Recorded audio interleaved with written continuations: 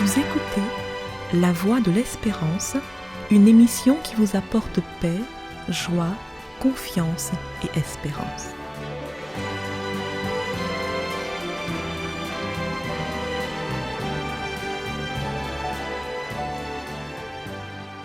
Bonjour la Guyane et bonjour à tous depuis la Guyane. Quelle complémentarité pourrait-il y avoir entre la fête des Pères célébrée ce dimanche 19 juin et la Pentecôte qui a été célébrée durant le premier week-end du mois de juin? D'emblée, certains diraient qu'il n'y a pas de lien entre ces deux fêtes parce que l'une d'elles est biblique et l'autre pas. Oui, la Pentecôte est bien une fête biblique. Nous l'avons vu dans nos éditions précédentes, c'est la fête qui commémore cette fameuse journée où les apôtres ont reçu une pleine manifestation du Saint-Esprit, ce qui leur a permis de vivre une transformation personnelle et de travailler très efficacement à répandre la bonne nouvelle de Jésus-Christ et à faire croître l'Église naissante. Et la fête des Pères, elle n'est pas une fête biblique. Elle est une fête tout simplement durant laquelle la société veut reconnaître la valeur, la place et l'importance des pères. Mais la question qu'on pourrait se poser, malgré le fait que ces deux fêtes sont de registres différents, c'est de savoir en quoi le Saint-Esprit peut-il aider un homme à être véritablement père. Pour répondre à cette question, voyons d'abord ce qui est attendu d'un père. Il faut se rappeler que la notion de père n'implique pas seulement la paternité physique. Un père n'est pas seulement un géniteur. On peut ne pas être le géniteur biologique d'une personne et pourtant être considéré comme son père. Un père n'est pas non plus seulement un pourvoyeur, quelqu'un qui passe juste déposer un panier et quelques billets de temps à autre. Non, le père, c'est bien plus. C'est une figure sociale qui doit contribuer largement à l'éducation de l'enfant. Les papas ont donc aussi leur rôle à jouer dans le développement du bébé et l'éducation des enfants. Et ce rôle est capital. La première fonction du père, c'est d'abord d'être là, de tenir la main de sa femme pendant qu'elle accouche, de prendre son bébé dans ses mains et lui donner son premier bain.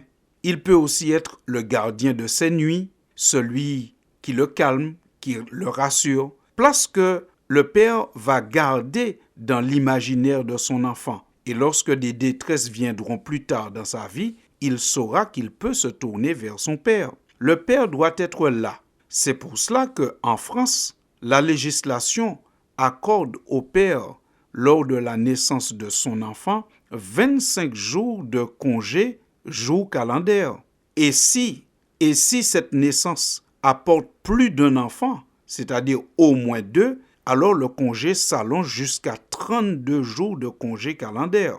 Il faut donc que la mère laisse au père sa place et que le père soit conscient de sa place et la prenne, qu'il l'assume avec courage et détermination. Il faudrait que les pères deviennent réellement des pères à l'image du Père céleste. C'est ce que nous lisons dans l'épître que Paul adresse aux Colossiens, au chapitre 3, versets 8 à 10. Je vous fais la lecture.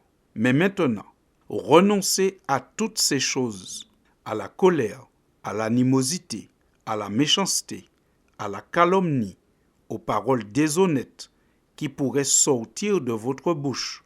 Ne mentez pas les uns aux autres, vous étant dépouillés du vieil homme et de ses œuvres, et ayant revêtu l'homme nouveau, qui se renouvelle dans la connaissance selon l'image de celui qui l'a créé. Fin de citation. Nous sentons ici que la Bible appelle les êtres humains à une transformation, abandonner un style de vie, une certaine image, et ressembler de plus en plus à celui qui nous a créés. Et celui qui nous a créés, bien entendu, nous croyons que c'est Dieu, Dieu le Père, celui que nous prions tous en disant « Notre Père qui es aux cieux ».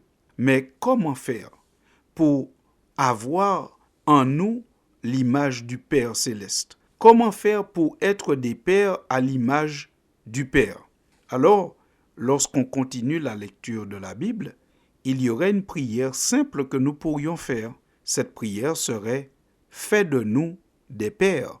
Fais de nous des pères à l'image du Père. Considérons un passage biblique se trouvant dans la 2e épître de Paul aux Corinthiens au chapitre 3. Mais comme il est écrit, lorsqu'on se tourne vers le Seigneur, le voile est enlevé. Or, le Seigneur ici, c'est l'Esprit, et là où l'Esprit du Seigneur est présent, là est la liberté. Nous tous, le visage dévoilé, nous contemplons en Christ, comme dans un miroir, la gloire du Seigneur. Ainsi, nous sommes transformés pour être semblables au Seigneur, et nous passons d'une gloire à une autre, plus grande encore. Voilà en effet ce que réalise le Seigneur qui est l'Esprit. Je crois que nous avons trouvé la réponse à notre question d'introduction, puisqu'on se demandait quel lien pourrait-il y avoir entre la fête des Pères et la fête de la Pentecôte. S'il est vrai que les deux fêtes ne sont pas du même registre biblique, mais on comprend qu'à la Pentecôte, nous nous rappelons que Christ a fait une promesse aux humains, la promesse d'envoyer le Saint-Esprit à quiconque le demande et à quiconque accepte d'être transformé par l'Esprit.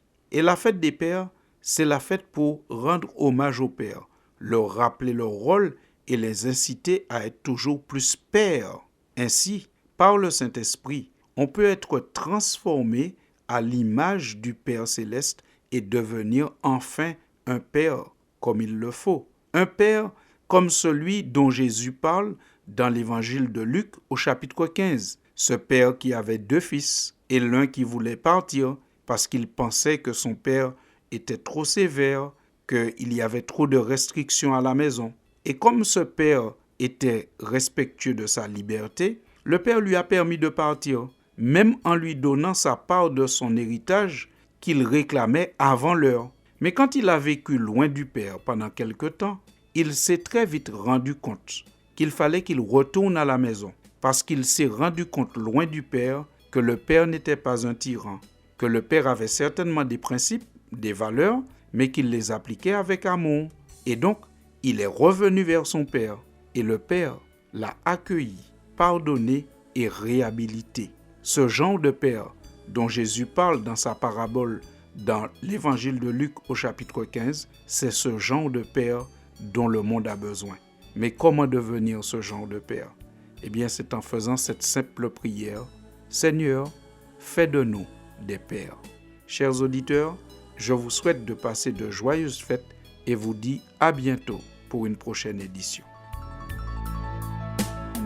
Notre Père qui es aux cieux, que ton nom soit sanctifié,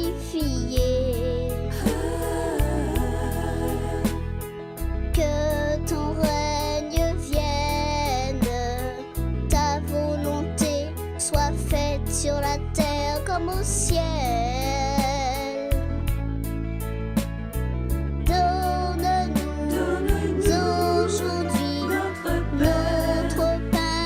Chaque jour, pardonne-nous nos offenses, aide-nous à faire de même. Notre Père qui es aux cieux, que ton nom soit sanctifié.